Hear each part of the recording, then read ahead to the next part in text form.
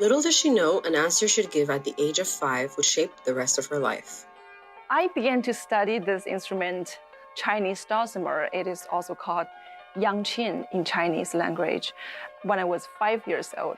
My neighbor's daughter was studying it, and my mom asked me, do you want to study it as well? So I think I was too young to take this question seriously. So I said yes. After 8 months of studying this instrument, I received my first award in Beijing, a youth traditional instrumental competition. And that award brought me a lot of compliments.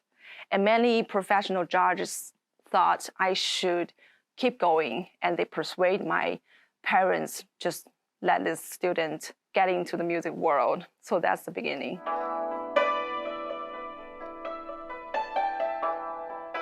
A successful Chinese dulcimer and improviser, Chao Tian's mission has always been to break down barriers and work across creative genres. If people said music is universal language, I think there must be some accents and dialects in the language system.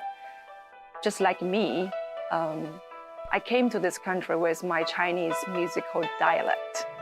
And I use this dialect to tell my story, share my culture with people. Every audience heard my music. Every musicians collaborated with me. They have already tasted a little bit about my culture in some ways. Chao has always been dedicated to preserving the Chinese musical heritage, but performing to a culturally diverse audience in Montgomery County and elsewhere has made her want to create a more universal way to communicate her Chinese musical vocabulary. I'm trying to reshape my dialect to help people better understand my music language.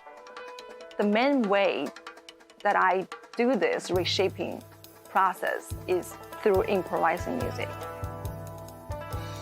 My dulcimer is a standard Chinese dulcimer, has 147 strings.